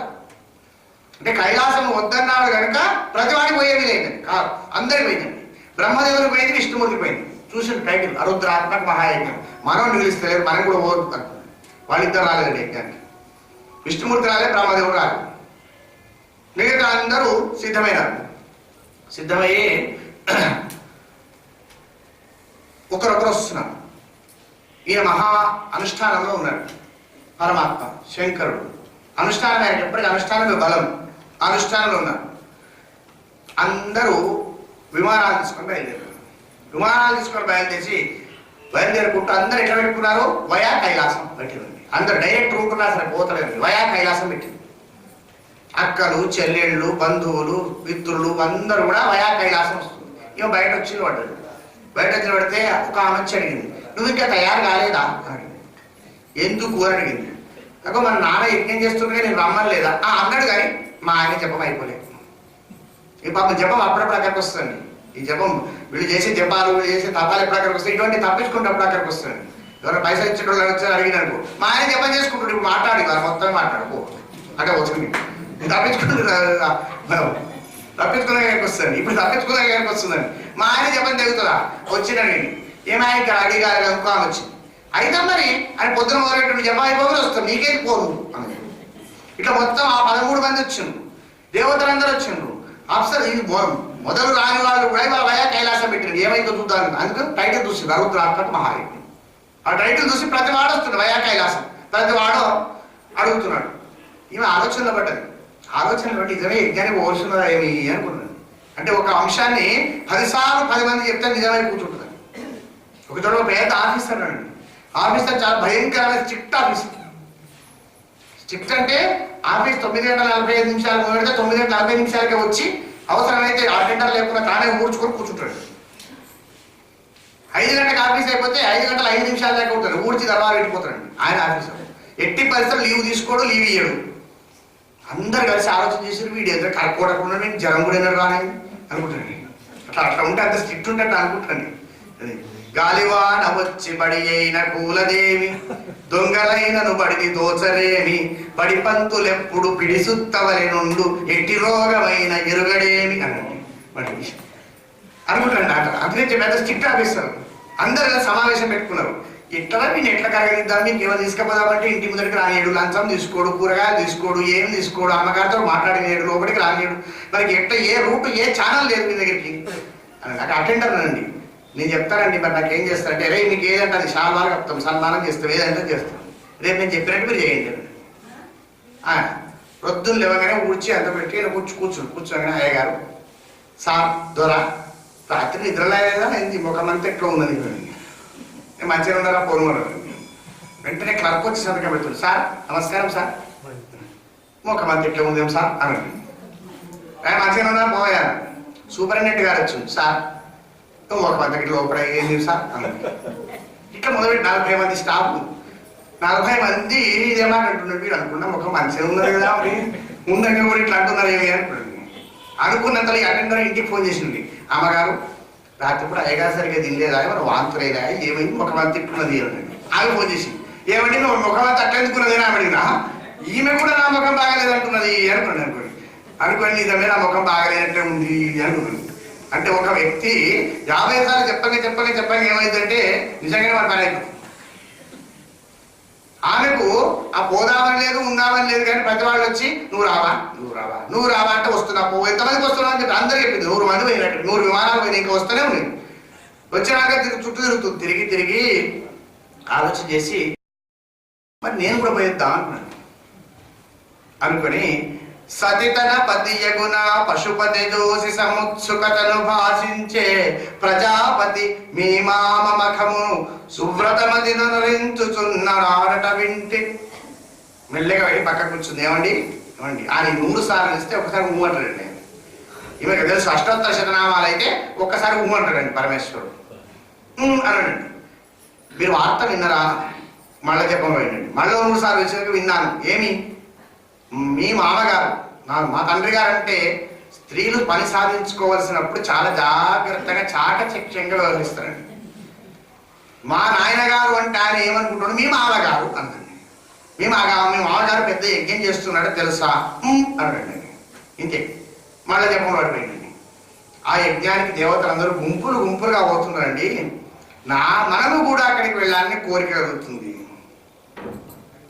జనకుని మఖమున కర్థింజని నీతో పారిబర్హ సంకేత కడుందనరిన భూషణములగైకొని వెడ్క జనించనీష కుజన వినాశ. నాకెందుకు కలిగిందంటే మన ఇద్దరం కలిసి యజ్ఞానికి వెళితే పారిబర్హం అప్పుడు వచ్చిందండి. పారిబర్హం అంటే బొట్టు పెట్టుకుంటారు కదా, లక్షణం బొట్టు పెడతారు కదా, ఆ కనుములు సెల్లాలు ఇచ్చి భార్యాభర్తలను కూర్చుని పెట్టి ఆడపిల్లకు పెట్టేటువంటి లాంఛనం పేరు పారిబర్హణం అంటారు. మన ఇద్దరం కూర్చొని పారిబర్హణం తీసుకొని రావాలని నాకు ఉందండి, కాబట్టి యజ్ఞానికి వెళదాము అన్నాడు. ఆయన ఊ తప్ప అనుకోవట్లేదండి. ఇంతసేపు అయినా ఊ కొట్టుడే కానీ సమాధానం లేదు. అంతేగాక నా పుట్టిల్లు చూడాలని నాకు కూడా ఉందండి, పర్మిషన్ ఇవ్వండి, ఇద్దరం కలిసి వెళ్దాము. అక్కడ చూడండి ఆకాశంలో ఉండేటువంటి దేవతలందరూ ఎలా వెళ్తున్నారు, అక్కడ వచ్చేటువంటి ఆ యజ్ఞంలో వచ్చేటువంటి హోమ ధూమం ఏర్పడుతుంది చూసినారా, వెళ్ళాలండి అని. అనగా వినులోకంబుల జనకుని గేహమున కలుగు సకల సుఖంబుల్ తనయలు సని సంప్రీతి కనుగన కేరీతి నిలుచు గాయముల భవ అనయము విలువకయుండంజన అనుచితమంటి వేని జనక గురు సురు జననాయక గేహములకు చనుచుందురు విలువకున్న సజ్జనుల భవ అనేది ఏం మాట్లాడాలో బాగా ప్రిపేర్ అయ్యొచ్చిందండి. ఏమండి ఎంతైనా పుట్టింటికి పోవాలని ఉంటుంది కదా ఇంకోటి పోవాలని ఉంటుంది అను. మేము పోవాలండి, మనం వెళ్ళాలండి, పుట్టింట్లో కార్యం అవుతుందండి, వెళ్ళాలండి. ఆఖరికి ఏమన్నాడు, ఇన్విటేషన్ కార్డు వచ్చిందా అని వాళ్ళకి అక్కడ కూర్చుకోండి. ఇన్విటేషన్ కార్డా అండి, రాకుండొచ్చు, ఎన్ని రకాల కారణాలు ఉండొచ్చు, పోస్టల్ డిలే కావచ్చు. పోస్టల్ డిలే కూడా అయ్యే అవకాశం ఉంది, పోస్టల్ వేస్తారు. లేదా మన ప్రమాద గణాలు కదా, మంచి గణాలే, ఎక్కడెవడు చింపేసిండో ఏం చేసిండో మా నాయన మనని కూడా ఎక్కువ చేస్తారు చెప్పు. కాబట్టి పిలిచే ఉంటాడండి. ఎంతైనా ఎక్కడో కూర్చొని చెమ్మ నీళ్లు వచ్చి శంకరా బోలా శంకరా అంటే ఉరుకుతావు, కానీ పెద్ద యజ్ఞం అవుతుంటే మా నాయన కార్డులు పిలిచిండ్రా అని అడుగుతావు. ఎవడో మూల కూర్చున్నాడు పిలిస్తే నువ్వు పోతావు, మా నాయన కార్డు ఇవ్వాలి నీకు. అయినా ఒక శాస్త్రం ఉంది కదా, ఎవరింటికి కూడా పిలవకుండా పోకూడదని అంటాము. తల్లిదండ్రుల ఇంటికి, గురువు ఇంటికి, మిత్రుల ఇంటికి, రాజుగారి దగ్గరికి పిలవాల్సిన అవసరం లేదని శాస్త్రం ఉంది కదా. మొత్తం అవి ఎంత తయారు చేసుకుని పీనల్ కూడతో సహా తెచ్చుకుని కూర్చుంది శాస్త్రం ఉంది కదా. ఆ శాస్త్రం ప్రకారం వెళ్ళాలి. దానికోసం నేను వెళ్ళాల్సింది. అంటే కార్యసాధనలో ఆమె అంత నిష్ణాతురాలు. స్త్రీలు ఎట్లా ఉంటుంది, సిద్ధమయ్యే ఇక్కడ ఉన్నప్పుడు అక్కడ కోరుతారండి. పుట్టింట్లో ఉన్నారు, మెట్టింట్లో ఉన్నారు, అత్తగారింట్లో ఉంటే ఎవరన్నా తల్లిగారి ఇంటి పిల్లిని కనుక ఎవరన్నా అంటే ఆ రోజు యుద్ధకాండమేనండి. ఇట్లా ఏమని అస్సలే. అక్కడికి పోయిన తర్వాత అత్తగారి ఇంటి వాళ్ళని ఏమనంటే అక్కడ యుద్ధకాండమేనండి. అందుకే ఆమె బాగా సాధించుకోవడానికి తల్లిదండ్రుల గురించి మాట్లాడుతుంది. ఆయన కళ్ళు తెచ్చినాడు, నీ మాటలు చాలా బాగున్నాయి, కానీ గుణదోషాలు ఉన్నటువంటి, గుణము దోషము అని రెండు ఉంటాయి. గుణము ఉన్న బంధువు ఇంటికి ఎప్పుడైనా వెళ్ళవచ్చు, దోషం ఉన్న బంధువు ఇంటికి ఎప్పుడు పడితే అప్పుడు వెళ్ళడానికి వీల్లేదు. గుణదోషాలు ఎందుకున్నాయంటావు, అసలు ఎందుకు వచ్చిందో కానీ ఒక పంచాయతీ వచ్చింది, మీ నాన్నగారు యజ్ఞం చేస్తున్నారు కదా, టైటిల్ చూసిన వారు ఏదో అరుద్రాత్మక మహాయజ్ఞం అర్థమైందా నీకు అన్నాడు. అర్థమైంది, అరుద్రాత్మక మహాయజ్ఞం అర్థమైందా నీకు? ఏమర్థమైంది? రుద్రుడు లేనటువంటి మహాయజ్ఞం అన్నాడు. మరి ఆ పేరు చెప్పినప్పుడన్నా నీకు అర్థమైతలేదు, మనం విరోధనే చేస్తుండని అని. అట్లా కాదండి, మా నాన్నగారి ఉద్దేశం నీకు అర్థం కాదు, మా నాన్నగారి గురించి మీకు ఇంతే అర్థమైందా అండి? ఏమి మా నాన్నగారి గురించి నీకు అర్థమైంది తక్కువ. అరుద్రాత్మక మహాయజ్ఞం అంటే మా నాన్నగారు పెట్టుకున్న ఉద్దేశం ఏంటంటే, మా రుద్రుడు పిలవకున్నా వచ్చి మొత్తం కార్యక్రమాలు నిర్వహిస్తాడు కాబట్టి స్పెషల్గా ఆయనకు పేరు పెట్టాల్సిన అవసరం లేదు. ఇట్లా ప్రింట్ చేసి ఆయన ఆర్గ్యుమెంట్ చేస్తుంది. మా నాన్నగారు అంత సహృదయుడండి. అవును, అందుకే మొన్న బాగా తిట్టుకున్నారండి. మొన్న బాగా తిట్టిండి అందుకే అంటే, మా నాన్నగారు తిట్టింది మామగారు అండి, ఎన్ని తిట్టినా మీకు అటువంటివి వరాలే కానీ శాపాలు అవుతాయా? ఎన్ని తిట్టినా పర్వాలేదు, పెద్దవాడు కదండి. పెద్దవాడే కనుక ఊరుకున్నారు. యజ్ఞానికి పోదామండి. సమదరి ప్రయుక్త పటు సాయక జర్జరితాంగుడయ్యో దుఃఖమును దొరంగి నిద్రగనుగాని కృషింపడు మానవుండు. ఓయుమా వినుమిష్ట బాంధవ దురుక్తులు మర్మములంటనాడ చిత్తమునహర్నిశంబు పరితాపమునుంది కృషించునెప్పుడు. ధర్మం చెప్తున్నాడు, ఉమా నువ్వు అక్కడికి వెళితే చాలా బాధపడతావు సుమా అని. అక్కడ వెళ్ళకూడదు. ఎందుకు? బంధువులింటికి వెళ్తే సుఖం ఉంటుంది, కానీ బంధువులు కనుక రాబంధువులు అయ్యి వాళ్ళు ఇష్టం వచ్చినట్టు మాట్లాడితే, ఒక వ్యక్తి బాణాలు ప్రయోగం చేస్తే ఆ బాణాలు తాకిన వ్యక్తి కూడా హాయిగా నిద్రపోగలుగుతాడేమో, కానీ బంధువులు మాట్లాడే దురుక్తులు మనస్సులో ఉంటాయి, నిద్రపోడు. కాబట్టి బంధువులు ఇళ్ళకి చాలా జాగ్రత్తగా పోవాలి. దుర్గుణాలున్న బంధువులింటికి పోనే పోకూడదు. తనువున విరిగిన అలుగుల అనువున వెకిలింపవచ్చు నతి నిష్ఠురతన్ మనమున నాటిన మాటలు వినుమెన్ని ఉపాయముల విడలున యధిపా. శరీరంలో బాణం గుచ్చితే తీయచ్చు, దానికి సర్జరీ చేయొచ్చు, దానికి మందులు వేసుకోవచ్చు, ఆ గాయం మార్చుకోవచ్చు. కానీ మనస్సు కనుక ఒక్క మాట దాటిందంటే అది జీవితాలు పోయినా అది మార్చడం సాధ్యం కాదు. ఉమా అది పనికిరాదు, సుమా నువ్వు పోవద్దమ్మా అని అనగానే మరి ఎందుకు మృగమీన సజ్జనానాం అంటే మృగాలకు, మీనము చేపలకు, సజ్జనులకు అనుకోకుండా నిష్కారణమేమో వైరులో జగతికి. నిష్కారణంగానే వైరులు ఉన్నారు. మృగములకు వ్యాధుడు అంటే పోయేవాడు, మీనములకు జాలరి, సజ్జనునికి దుర్జనుడు. వీళ్ళు అనుకోకుండానే శత్రువులు. కారణం లేకుండా శత్రువులు ఉంటారు. ఈ మూడవ కేటగిరీలో నేనున్నా, ఆ మూడవ కేటగిరీలోనే మీ నాన్నగారు ఉన్నారు అంటే అనండి. నువ్వు సజ్జనుడు, మా నాన్న దుర్జనుడా అనండి. ఆయన నిన్ను అనేడు కానీ ఎన్నడన్నా పోయి తోలినవా అని మొత్తం కష్టం. పెండ్లి చేసుకొని ఇన్ని రోజులైంది, నేను ఎన్నడన్నా పోతాను అడిగినవా? అడిగినా నువ్వు ఎన్నడన్నా తోలినవా? ఇంతవరకు ఆ ప్రసక్తే రాలేదు. ఇప్పుడు అడగక ఒక్కసారి అడిగినందుకు 99 వంకలు పెడుతున్నా వెళ్ళి నేను నువ్వు అని రెండవ గేరండి. ఇక బెదిరించడం ప్రారంభం చేసింది. అంటే నువ్వు పోతే అక్కడ అవమానం అవుతున్నా వద్దు అని. లేదు పోవాల్సిందే యజ్ఞానికి.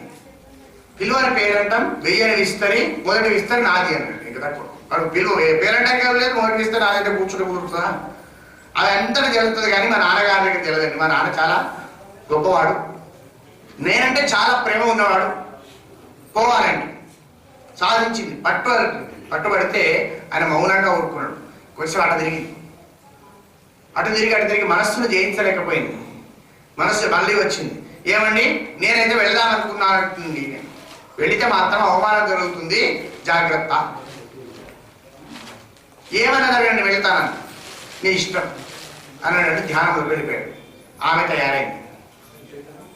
అమ్మగారు తయారు కాగానే మొత్తం ఉన్న పరివారం అంతా తయారైంది. ఎందుకు? ఈయన దగ్గరే ఉంటుంది. చితా భస్మా లేపో గరళమశనం దిక్పటధరో జటాధారి కంఠే భుజగ పతిహారి పశుపతి కపాలే భూతేశో భవతి జగదీశైక పదవిం భవాని త్వత్పాణి గ్రహణ పరిపాటి ఫలమిదం. ఆయన దగ్గర ఏముంది? చితాభస్వం. వీళ్ళందరూ ప్రమదగణాలందరూ వెంట తయారైందండి అమ్మగారి వెంట. ఎందుకు? భోజనం పెట్టేది ఆమె. ఈయనేం పెడతాడు? నీళ్లు తాగుమంటాడు, ఇంకా భస్మం పెడతాడు. నీ దగ్గర ఏముండేది కాబట్టి అన్నప్పుడు ఉంటే అక్కడ మనం అక్కడ అంతా పోయింది. మొత్తం ఏమి లేకుండా మొత్తం కైలాసం అంతా ఖాళీ. అమ్మగారు వెంట వెళ్ళిపోయింది మొత్తం. ఈయన ఒకటి మిగిలిపోయాడు. అక్కడ అందరూ వెళ్ళారు. వెళ్ళినట్టునే ఆ పెద్ద బ్యానర్, దాంట్లో ఏముంది? అరుద్రాత్మక మహాయజ్ఞం బృహస్పతి సవరం ప్రశ్న. అది చూసుకుంటూ వెళ్ళింది. నిజమేనమా ఆయన చెప్పింది అట్లా అనిపిస్తున్నది అనుకుందండి. లోపలికి వెళ్ళింది. అప్పటిదాకా అక్క చెల్లెళ్ళు అమ్మ వీళ్ళని ముచ్చట పెట్టుకుంటున్నారు. ముచ్చట పెట్టుకుంటూ ఉన్న వాళ్ళు ఈమె పోగానే ఎక్కడి నుంచో పని ఉన్నట్టు పక్క తప్పుకొని పోతున్నారు. ఒకరు ఎవరు మాట్లాడుతున్నారు. తల్లి దగ్గర పోయింది. తల్లి దగ్గర తీసుకున్నది ఇటు భయపడ్డట్టు చేసి మళ్ళీ వెళ్ళిపోయింది. ఎందుకు? ప్రతి వారం ఒక ఇన్స్ట్రక్షన్ ఉంది. ఈ రిసెప్షన్ ఉంటుంది, మొదలు వచ్చేటప్పుడు ఆహ్వానం చెప్పిన గులాబీ పువ్వులు ఇచ్చి మీద సెంటు తగ్గుతారు కదా, ఆ సెంటు తగినప్పుడు చెప్తున్నారు శంకరుని దగ్గర నుంచి ఎవరు వచ్చినా, కైలాసం నుంచి ఎవరు వచ్చినా, శంకరుడు వచ్చినా, సతీదేవి వచ్చినా మీరు మాట్లాడొద్దు, ఖబర్దార్ అని కుట్టిస్తుండండి ఆ పుష్పం. ప్రతి వాళ్ళు అదే చెప్పి కుట్టిస్తుండండి. అందుకని ఎవరు మాట్లాడతారండి. సతీదేవి వస్తే ఎవరు మాట్లాడడం లేదు. లోపలికి ప్రవేశించింది. తల్లి మాట్లాడలేదు. తల్లి దగ్గర తీసుకొని భయపడి మారిపోయింది. అక్క చెల్లెలు మాట్లాడడం లేదు, బంధువులు మాట్లాడడం లేదు, మిత్రులు మాట్లాడడం లేదు. అలా తిరుగుతూ నాన్న దగ్గరికి వెళ్దాము అనుకొని యజ్ఞశాలకు వెళ్ళింది. అప్పటిదాకా యజ్ఞశాల నుంచి ఎవరు వస్తున్నారని చూస్తున్న దక్ష ప్రజాపతి ఈమె రాగానే తలకాయ అటు తిప్పుకున్నాడు. తలకాయ అటు తిప్పుకుంటే ఆమె మా నాన్న చూడలేదు కావచ్చు అని అటుపోయిన పడ్డది. ఇటు తిప్పిడ్డాడు తలకాయ. మళ్ళీ ఇటు వచ్చిన పడ్డది. నానా అని పిలిచింది. నీకెవడు నానా అని ఇక్కడికి వచ్చినావు? మొట్టమొదటి ప్రశ్న మొదలు. అంతేకాకుండా బుద్ధి లేకుండా ఎందుకు వచ్చినావు? మీ ఆయనకు అవమానం చేయాలనే యజ్ఞం తలపెట్టిన నేను నిన్ను ఆయనకు కన్యాదానం చేసిన కదా, ఆయనను వీళ్ళని చోటికి నువ్వు ఎట్లా వచ్చినావు చెప్పు. నీకు అసలు బుద్ధి ఉన్నదా? మీ ఆయనకు ముఖం లేక నిన్ను తోలిందా? నా దగ్గరికి వచ్చే ముఖం లేదు, నేను విలువలేదు, అవమానం అవుతుంది, ఏమైతుందో చూద్దాం, ఎట్లన్నా కానీ ఏమన్నా తీసుకొస్తామని తోలిండు కదా. అంతేకాక నేను ఈ శివుణ్ణి ప్రత్యేకంగా ఆహ్వానించకుండా ఉండేందుకే కింద పెట్టినా. ఆ విషయం తెలదా నీకు? పరగజితస్తి భస్మ నృకపాల జటాధరుండు పరేత భూచరుడు పిశాచయుక్తుడని శర్వు నమంగళు గాదలం పరెవ్వరు ఒక్కడీవు దక్క మరి వాక్పతి ముఖ్యులు నమ్మహాత్ము సచ్చరణ సరోజరేణువులు సమ్మతి దాల్తురు మస్తకంబులను. అయినా నీ మగనికి ఏమున్నది? ఓ ఇల్లా మంగిరా ఆలోచన చేయి. ఎప్పటికి చల్లగా ఆ కొండ మీద వారేసుడు. నీకేమైనా సుఖం ఉందా? నిన్ను ఇచ్చినది రోజు ఏడుస్తున్నావు, నీకేం సుఖం ఉందా? అక్కడ వాడు ఏడుస్తున్నావు. ఎప్పటికి పెట్టుకునే కనీసం పౌరడబ్బా దిక్కు లేక శ్మశానాల బూడి తెచ్చుకొని పోసుకుంటాడు. ఆయన ఆలోచన. అన్నం పెట్టే దిక్కు లేదు, భిక్షాపాత్ర పట్టుకొని తిరుగుతుంటాడు. మెడలు వేసుకుని ఒక స్వర్ణాభరణం ఉందా? లేదు, పాములు వేసుకొని తిరుగుతుంటాడు.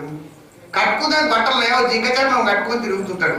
ఇటువంటి వాడి దగ్గర సంసారం ఎట్లా చేస్తున్నావు అనుకుంటా. అయినా సరే ఇచ్చిన కాబట్టి గర్వించవాడు. ఈ మెడలు ఏముంటాయి? కపాలాలు వేసుకుంటాడు, బూడిద కప్పుకుంటాడు. అమంగళ స్వరూపం అనగానే ఆమె రెచ్చిపోయింది. ఇంతసేపు ఊరుకోబడ్డది. స్త్రీ ఎప్పుడు కానీ మామూలుగా ఉన్నప్పుడు చాలా ప్రశాంతంగా ఉంటుంది. కొడుకు అయినా సరే చివరికి కొడుకు తనని తిడితే ఓర్చుకుంటాడు. ఎన్ని తిట్టినా ఓర్చుకుంటాడు తల్లి. ఈ కొడుకు కొంచెం ఎక్స్ట్రా ఏం చేస్తాడు? తండ్రిని తిట్టడం ప్రారంభం చేస్తాడు. అప్పుడు తీసుకుంటుంది చీపురు గట్ట. తండ్రిని తిడితే మాత్రం ఊరుకోవడం. రుద్ర అప్పటికు చండిగా అవుతుంది. అప్పుడు ఎవరైతే రుద్రుడిని నిద్ర చేస్తారో అప్పుడు ఆ పార్వతీదేవి సతీదేవి చండిగా అవుతుంది. ఏ స్త్రీ అయినంతే తననన్నా ఊరుకుంటుంది కానీ భర్తనంటే భరించలేదు. వెంటనే చండిగా అవుతుంది. ఈమె ఎప్పటిదాకా ఊరుకున్నది. శివుడు అమంగళకారుడని బాగా తిడుతుంటే చితాభస్మం పూసుకుంటున్నట్టున్నావు, ఆ చితాభస్మం ఇంత బూడిద మీద పడితే బాగుండని బ్రహ్మ విష్ణువు చుట్టూ తిరుగుతుంటారు, మా ఆయన చుట్టూ, నీకేం తెలుసు నీ ముఖానికి అని అంటాను. నువ్వు శివుడు అమంగళకరుడు అంటావు, శివుడు మంగళకరుడు. మరి నువ్వు ఎటువంటివి? అసలు నాలుక కోసేయాలి. నెలకొని ధర్మ పాలన వినిర్మలు భర్గు తిరస్కరించున కలుషుని జిహ్వగోయలుగాకటు సేయగ నోపడేనిదా బొలియుట యొప్పు రెంటికి ప్రభుత్వము జాలమి కర్ణరంధ్రముల్ బొలుపుగా మూసికొంచు తన పాడి అటంతురు ధర్మవర్తనులు.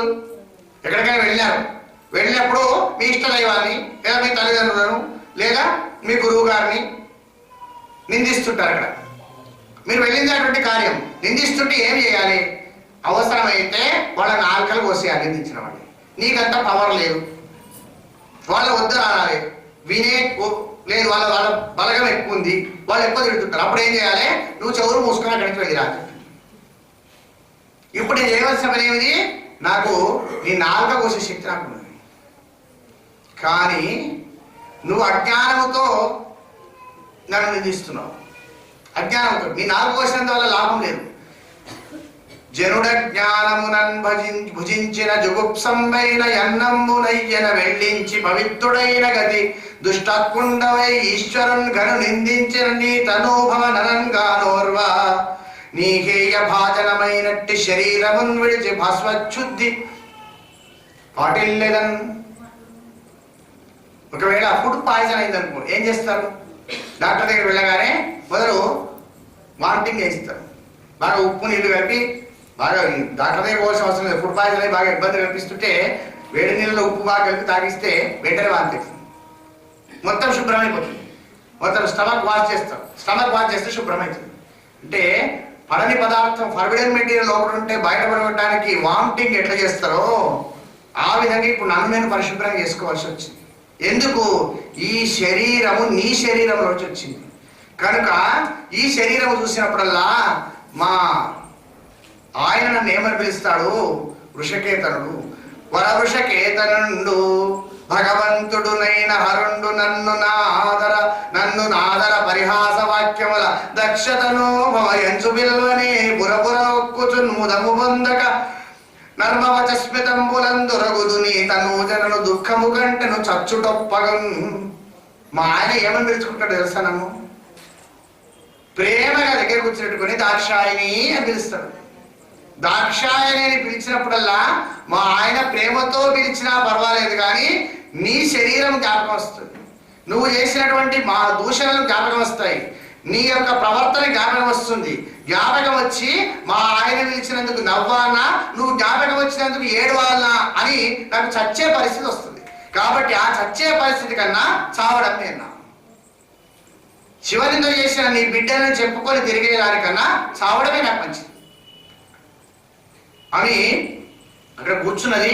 వెంటనే యోగాగ్ని రగిలించుకుంది. ఆ కుండంలో పడి చనిపోలేదు, పక్క కూర్చున్నది. యోగ మార్గము ద్వారా మొత్తం శ్వాస నిరోధం చేసింది, బ్రహ్మ కపాలం పగలగొట్టింది, అక్కడి నుంచి బ్రహ్మాండమైన వేడి పుట్టింది, భస్మీభూతం అయిపోయింది సతీదేవి, కాలిపోయింది. హాహాకారాలు చేశారు దేవతలు, ఉన్నటువంటి వాళ్ళందరూ హాహాకారం చేశారు. ప్రమాదగణాలందరూ పరిగెత్తుకొని వచ్చినాయి, ఒక్కరొకరు పెట్టుకోవడం ప్రారంభం చేస్తే అక్కడ భృగు మహర్షి దక్షిణాగ్నిలో హోమం చేశాడు యజ్ఞరక్షణ కోసం. చేస్తే రుభువులు అనేటువంటి దేవతలు పుట్టాడు. ఆ రుభువులు అనే దేవతలు పుట్టి ఈ ప్రమాదగణాలు విపరీతంగా కొట్టి పారదోడడం మొదలుపెట్టారు. వీళ్ళంతా పారిపోతున్నారు ప్రమాదగణాలు. సతీదేవి త్యాగమైపోయిన శరీరం, వీళ్ళు పారిపోతున్నారు. ఆయన తపస్సులో ఉన్నాడు. అక్కడికి నారదుడు వెళ్ళాడు. నారాయణ అనుకుంటూ వెళ్ళాడు, కూర్చున్నాడు. ఏమయ్యా నారద, మంచిగా ఉన్నా కానీ నువ్వు ప్రశాంతంగా అనిపిస్తున్నావేమయ్యా. ప్రశాంతంగా అనిపితే ఏముంటుంది, ప్రపంచంలో ప్రశాంతతే ప్రధానం కదా. నిజమే, కానీ ఈ విషయం తెలుసా మహానుభావ? ఏ విషయం అంటే, ఒక యజ్ఞం జరుగుతున్న విషయం తెలుసా? తెలుసులే, అరుద్రాత్మక మహాయజ్ఞం అంట అని అంటున్నాడు. తెలుసులే, సతీదేవి కూడా వెళ్ళింది, కానీ ఒక ఘోరం జరిగిపోయింది మహానుభావ శంకర. ఏమి? సతీదేవి ఏమైంది? సతీదేవి తన శరీరాన్ని త్యాగం చేసుకోవాల్సి వచ్చింది. ఆమె యోగాగ్ని చేత శరీరాన్ని త్యాగం చేసుకున్నది. నేను అప్పుడే చెప్పిన, ఉమా వెళ్ళొద్దు సుమా అంటే వినలేదు అన్నాడు. అప్పటిదాకా ప్రశాంతంగా ఉన్నటువంటి శంకరుడు అరివీర భయంకరుడైండు. జడదీసి కింద కొట్టాడు. ఒక జడదీసి కింద కొడితే అందులో నుంచి ఒక భయంకర ఆకారం వచ్చింది. అభ్రంవిఘాత విభ్రమ ప్రభ్రమ కృన్నీల దీర్ఘ శరీరమర ప్రజ్వల దీప్త జాలికాజాల జాజ్వల్యమాన కేశములు మెరయ చండ దిగ్వేదండ శుండాభదోదండ సాహస్రధృతిధేతి సంగమొప్ప వీక్షణత్రయలోక వీక్షణ జ్యుతిలోక వీక్షణ దుర్నిరీక్షముగను కకచ కఠిన కరాల దంష్టలు వెలుంగ ఘన కపాలాస్థివాన మలమాలికలు నుదనరా అఖిలోక భయంకరుడగుచు వీరభద్రుడు దయించెవారట రుద్రుడగుచు. రుద్రుడికి మారూపంగా వీరభద్రుడు ఆవిర్భవించాడు. అయ్యా ఏమి చేయాలి అన్నాడు. మీ అమ్మగారు అక్కడ ప్రాణత్యాగం చేసుకున్నదట, ఒక్కసారి వెళ్ళి అక్కడ చూసిరా అన్నాడు. శివునికి ప్రదక్షిణ చేశాడు. ప్రమదగణాలు తీసుకొని మిగిలిన వాళ్ళని తీసుకొని బయలుదేరినాడు. వెళ్ళడంతో విపరీతమైన యుద్ధం చేస్తున్నాడు. ప్రళయకాలములో ఏ విధమైనటువంటి కోపముతో వేడి పుడుతుందో అంత వేడి ఉందండి. అంత వేడితో యుద్ధం చేస్తున్నాడు. కనబడ్డ వాళ్ళని కనబట్టలు కొడుతున్నారు. సదస్సు సారం తీసేశారు. మొత్తం ఉన్న యజ్ఞమండపాన్ని ధ్వంసం చేశారు. మొత్తం ఇల్లు వీకి పందిరేస్తారు కదా, మొత్తం పందిరి వీకేస్తున్నాడు వీళ్ళు. ఇల్లు వీకి పందిరేసే లక్షణాలు కొనుంటే పందిరి వీకేసే లక్షణాలు వీలే ఏమీ లేవు అక్కడ. మొత్తం మీద ఆర్డర్స్ ఉన్నాయి. కాబట్టి వెనుకకు లేదు, ముందుకు లేదు, అంత కనబడ్డ వాళ్ళని కనబడి దండేస్తున్నారు.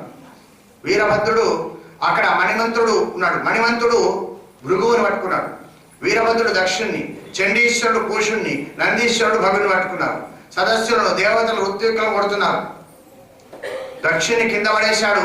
రొమ్ము మీద ఎక్కి కూర్చొని ఒళ్ళంతా తూట్టు పడిచిందండి వీరభద్రుడు. ఆయన చావడం లేదండి. ఎందుకు? మంత్రభూతమైనటువంటి శరీరం చావడం లేదు.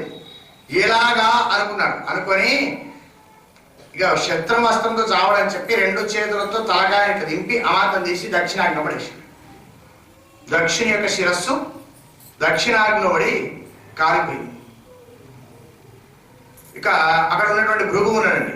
ఆ భృగువును మీసాలు పట్టుకుని మాంత పైకి చెప్పినాడు. మీసాలు పెట్టుకుని పైకి చెప్తే ఆ మీసాలు ఊసి వచ్చినా కింద పడ్డాడండి. పూషుడట శివుణ్ణి దక్షుడు నిందిస్తుంటే నవ్విండట. అది జ్ఞాపకం ఉంచుకున్నాడు ఇక్కడ చండీశ్వరుడు. జ్ఞాపకం ఉంచుకొని ఒక్క తనుదనిండండి. పండ్లు ఊడిపోయినాయి. పూషదంత విదే నమః అది పూషకి దంతాలు వెళ్ళిపోయినాయండి. ఇట్లా అందరినీ ఆ మునులను దేవతలను అందరినీ భీతి పారేశారు. దేవతలంతా మొరబెట్టుకున్నారు బ్రహ్మదేవుని దగ్గర పోయి. బ్రహ్మదేవుడు ఏమయ్యా ఎందుకు వచ్చినాడు? ఎందుకు వచ్చాడు? యజ్ఞం చేసినాడు. బ్రహ్మ సవనం పేరు బృహస్పతి సవనం అరుద్రాత్మ మహాయజ్ఞం చేసినాడు. మీరేమో రాలేదు. ఇక్కడ అయింది ఇన్విటేషన్ కార్డు చూసినారా మీరందరూ దేవతలు? అవి చూసినాం. దాని మీద ఏముంది? అరుద్రాత్మక మహాయజ్ఞం. అలా టైటిల్ చూసినప్పుడే పోవద్దని మీరు అనుకోవద్దు. మీరు ఎందుకు పోయినరు? మీరు పోయినరు మరి కష్టాలు తెచ్చుకున్నారు. అక్కడి నుంచి విష్ణుమూర్తి బ్రహ్మదేవుడు విష్ణుమూర్తి అందరూ కలిసి శంకరుడి దగ్గరికి వచ్చారు. దక్షిణామూర్తి స్వరూపంలో ఉన్నారు. విశ్వం దర్పణ దృశ్యమాన నగరీ తుల్యం నిజాంతర్గతం పశ్యన్నాత్మని మాయయా బహిర్వోర్భూతం యథా నిద్రయా సాక్షాత్ కృతే ప్రబోధయే తస్మై శ్రీ గురుమూర్తయే నమైదం శ్రీ దక్షిణామూర్తయే. దక్షిణామూర్తి స్వరూపంలో విరాజమానుడై ఉన్నాడు పరమాత్మ. ఆయన దగ్గరికి వచ్చి అందరూ నమస్కారం చేశారు. నమస్కారం చేసి మహేశ్వర లోకాలన్నిటికీ ఉత్పత్తి స్థానం నీవయ్యా. నీవే కోపానికి వస్తాడు. నాకు కోపం ఎక్కడది? కోపం ఇంకా రానేలేదండి. కోపము రాకముందే ఇంత వస్తే రుద్రుడికి కోపం వస్తే ఎంత వస్తుందో ఆలోచించండి. నాకు కోపమే రాలేదయ్యా అనండి. ఇప్పుడు ఎట్లా అండి? దక్ష ప్రజాపతికి యజ్ఞం పూర్తి కావాలి కదా, చేయండి అనండి. అరుద్రాత్మక మహాయజ్ఞం పూర్తి చేయాలి అని ఆగొట్టేసేయండి అనండి. విష్ణుమూర్తి చెప్పిన ఉపాయం. విష్ణుమూర్తి ఉపాయాలు చెప్తారండి. అరుద్రాత్మక మహాయజ్ఞం కదా, ఆ పైన ఉండే ఆదిశ్ పారేయండి. రుద్రాత్మక మహాయజ్ఞం పూర్తి అవుతుంది. పూర్తి చేయాల్సిన బాధ్యత నీ మీదే ఉందయ్యా శంకర అన్నాడు. పర్వాలేదు పూర్తి చేద్దామన్నాడు. మా నందీశ్వరుడు ఆల్రెడీ శాపం పెట్టిండు కదా, దాన్ని నిజం చేద్దామన్నాడు. ఎందుకు? ఈయన తలకాయ తీసేసింది కదా వీరభద్రుడు. మరి యజమాని కూడా యజ్ఞం పూర్తి కాదు. ఇంకా శరీరానికి మళ్ళీ అతుకుపెట్టే అవకాశం ఉంది. ఎప్పుడుంది ఆలోచన చేయండి. ఈ ఒక శరీరంలోని భాగం తీసుకొని వాళ్ళు అతుకుపెట్టడం, ఈ శరీరాన్ని ఇక్కడి నుంచి అక్కడికి గర్భాన్ని మార్చడం, ఇవన్నీ పూర్వకాలం ఉన్న పద్ధతులు. ప్లాస్టిక్ సర్జరీ చేసి అతుకుపెడతారు ఇప్పుడు శరీరం. ఏ విధంగా అతుకుపెడుతున్నారు? అక్కడ వెళ్ళి ఏదైనా శరీరం తీసుకురాకుండా, ఏదైనా తలకాయ తీసుకురాకండి. మొట్టమొదటి జంతువు ఏది కనపడితే తీసుకురా, మేక తీసుకురండి. ఎందుకు? ఇక్కడ ఎట్లా ఉండాలి? ఉత్తరం దిక్కు తలాపు చేసుకొని పడుకున్నది కావాలండి. అందుకే చాలా డేంజర్ అండి. ఎప్పుడు ఉత్తరం దిక్కు తలాపు చేసి పండుకోవద్దండి. ఎవరికి అవసరం ఉన్నా మన తలకాయ కోసుకుపోతారు. ఇప్పుడు శంకరుడు ఏం చేసిండు? ఆ గజానుడికి అవసరం ఏం చేస్తున్నాడు? ఉత్తరం దిక్కు తలకాయ తీసుకుని పట్టుకురాపోరంటే ఆవాసం చేసుకోపోయింది. అంతేగాని ఉత్తరం దిక్కు తలాపు చేసుకొని మీరు మాత్రం పడుకోకండి. ఎవరికి అవసరం ఉన్నా ఢామ్ ఆ పని చేస్తారు. ఆ ఉత్తరం దిక్కు తలాపు చేసుకుని ఒక మేక దొరికిందండి. ఆ మేక తల తీసుకొచ్చారు, ఇతనికి అతికించారు, ప్రాణప్రతిష్ఠ చేసినారు. ఆయన లేచి మంచి తలకాయ ఉన్నప్పుడు, మనిషిలాగా తలకాయ ఉన్నప్పుడు, దేవతలాగా తలకాయ ఉన్నప్పుడు మేకలాగా ఒరిండండి దక్ష ప్రజాపతి. మేకలాగా తలకాయ తర్వాత దేవతలాగా మహేశ్వరుని స్తుతించడం మొదలుపెట్టిండండి. అప్పుడు అంటే ఎద్దు ఉన్నప్పుడు బుద్ధి లేదు, బుద్ధి ఉన్నప్పుడు ఎద్దు లేదు అనే పరిస్థితి. ఆ బుద్ధి ఇప్పుడు ఎట్లా వచ్చింది? బుద్ధి వచ్చింది కానీ తలకాయ లేదండి. మేక తలకాయ అయింది, భగవంతుని స్తుతి చేయడం. అది తప్పైందయ్యా, నీది తప్పైందేమో కానీ నీవు గన్న పాపానికి సతీదేవి లేకుండా పోయింది. ఆ యజ్ఞాన్ని దగ్గర ఉండి పూర్తి చేశాడు. ఆ భృగు ఉన్నాడు, ఆయన మీసాలు అతికించారు. పూషుడు నాడు నేనంట భోజనం అండి, పండ్లు తీసేశారు మీ వాళ్ళు, భోజనం అంటున్నాడు. అప్పుడు ఏం చేశారు? పురోరాశం తయారు చేశారు. పురోరాశం తయారు చేసి ఈ పిండి బుక్కి బతుకున్నాడు. అందుకని యజ్ఞంలో పురోడాశం ఉంటుందండి. పురోడాశం నైవేద్యం పెడితే ఆ పూషుడు సంతోషపడతాడు. ఆయన కోసం పురోడాశం పెడతారు. ఆ పురోడాశం పెట్టి మంది పంచి పెట్టుకోవడానికి కాదు, మొదలైన పెట్టిన తర్వాత నైవేద్యం పెట్టిన తర్వాత ఆ పురోడాశాన్ని ఇస్తారు. ఆ విధంగా దక్ష యజ్ఞాన్ని పరిపూర్తిగా చేసి ఆ పురహరుడు సాక్షాత్తుగా తాను సంతోషపడుతూ దక్షాదులు ఇక్కడ విష్ణుమూర్తి వచ్చాడు. దక్షాదులు అందరూ విష్ణుమూర్తిని స్తుతి చేశారు. యజ్ఞో వై విష్ణు, యజ్ఞం యొక్క ఫలితం విష్ణుమూర్తి యొక్క సందర్శనం. కాబట్టి విష్ణుమూర్తి సందర్శనం అక్కడ కలిగింది. యజ్ఞము పూర్తయింది. ఆ దక్ష యజ్ఞము పూర్తి కాగానే మహేశ్వరుడు మహా సంతోషపడ్డాడు. వేరే పురాణాల్లో సతీదేవి యొక్క శరీరాన్ని తీసుకొని ఆగ్రహం దగ్గరుడై అతి భయంకరమైన బాధ చేత 108 చోట్ల తిరిగిందని, తిరిగితే 108 చోట్ల యొక్క శరీర భాగాన్ని విష్ణుమూర్తి ఖండించి వేస్తే అక్కడక్కడ శక్తిపీఠాలైనవి, అష్టాదశ శక్తిపీఠాలు, అష్టోత్తర శక్తిపీఠాలు అని అక్కడ శక్తిపీఠాలైనవి దేవి భాగవతంలో మనకు చెప్తారు. అది దేవి భాగవతాన్ని మనం వద్దడం లేదు, ఇక్కడ మాత్రం అట్లా లేదు. అయినప్పటికీ కూడా అష్టోత్తర శత శక్తిపీఠాలు దర్శించవలసిందే. పరమాత్మను దర్శించడానికి ఏ ప్రక్రియ అయినా పర్వాలేదు. అంటే ఆ భాగవతంలో ఉన్న ప్రకారం ఆ విధంగా సతీదేవి శరీరం ఆ విధంగా ముక్కలైంది. ఇక్కడ సతీదేవి యోగాగ్నిలో రగిలిపోయింది. సతీదేవి వియోగం నుంచి బయటకు వచ్చి ఆయన ఆ భగవంతుడైనటువంటి శంకరుడు కైలాస పర్వతం మీద మళ్ళీ ఆశీనుడైన బ్రహ్మాదేవతలు విష్ణుమూర్తి వచ్చి, శంకర, ఇప్పటి నుంచి నీవు లేకుండా యజ్ఞం ఏది జరిగినా అది వృధా అయిపోతుంది అని చెప్పినారండి. అందుకే ఏ యజ్ఞం చేసినా కర్తృద్రాయ ప్రచేత సేవీష్ఠమాయతవ్య సేవోచేముదే ఆ మంత్రం చెప్పుకుంటూ, ఆ రుద్రుడికి సంబంధించిన మంత్రం చెప్పుకుంటూ యజ్ఞం చేస్తారు. రుద్రుడు చేయనటువంటి యజ్ఞం ఉండనే ఉండదు. పైకి చెప్పకపోయినా లోపటాన్ని చెప్పుకుంటారు కానీ చెప్పకుండా ఉండదు, లేకుంటే యజ్ఞం సక్సెస్ కాదు. కాబట్టి మనం తెలుసుకోవాల్సింది ఏమిటి? పిలువని దగ్గరికి పోవద్దు. మీరు బాగా తెలుసుకోవాల్సింది, పిలువని దగ్గరికి పోవద్దు. అసలు మామకారునికి పంచాయతీ ఉన్న దగ్గరికి అసలే పోవద్దు. వాళ్ళిద్దరిని మొదలు శాంతపరచాలి. శాంతపరిచిన తర్వాత వెళ్ళాలి. మనం ఎక్కడికి కారణంగా అమాంతం పోయి కూర్చొని మొదటిస్తారు నాది అని అనకూడదు. భగవంతుడైనటువంటి వాడు అక్కడ నిలిచిన రాలేదా, పరమాత్మకు ఆహ్వానం ఉన్న దగ్గరికే మనం ప్రవేశించాలి. పరమాత్మకు ఆహ్వానం లేకపోతే మనం ప్రవేశించడానికి వీలు లేదు. ఇవన్నీ బాగా గ్రహించుకొని ఉండాలి. భగవంతుడు అనేవాడిని నమ్ముకుంటే మళ్ళీ ఉన్న తలకాయ పోయినా మేఘ తలకాయ అయినా పెట్టి యజ్ఞాన్ని పూర్తి చేయించగలిగినటువంటి శక్తి భగవంతునికి మాత్రమే ఉన్నది, ఇంకెవరికి లేదు. బాగా గ్రహించుకోవాలి. అంటే మన యజ్ఞం విఘ్నం కావద్దు అని నమస్కారం చేసినాం కాబట్టి యజ్ఞం విఘ్నం కాకుండా తలకాయ పోయినా సరే మళ్ళీ తలకాయ అతికించి యజ్ఞాన్ని పూర్తి చేసినాడు పరమాత్మ. అందుకని దక్ష యజ్ఞం అనేటువంటి ఈ కథా వృత్తాంతం తెలుసుకొని హాయిగా భగవంతుని జ్ఞాపకం చేసుకోండి. యజ్ఞం పూర్తయింది. కైలాస పర్వతాన్ని చేరుకున్నాడు పరమేశ్వరుడు. కృష్ణ గోవింద హరే మురారే, జయ నాథ నారాయణ వాసుదేవ, శ్రీకృష్ణ గోవింద హరే మురారే, జయ నాథ నారాయణ వాసుదేవ, గోపాలకృష్ణ భగవానికి, భగవానికి, గజానన భగవానికి, జగదంబ మహారాజ్ఞికి, మదనానంద సరస్వతీ స్వామి భగవానికి, శ్రీకృష్ణానంద సరస్వతీ స్వామి భగవానికి, పరమానంద సరస్వతీ స్వామి భగవానికి. ఇట్లు శ్రీ స్వయంభూ శ్వేతార్కమూల గణపతి దేవాలయం, విష్ణుపురి, కాజీపేట. సెల్ 9347080055, 93948108881 మరియు 93948108881.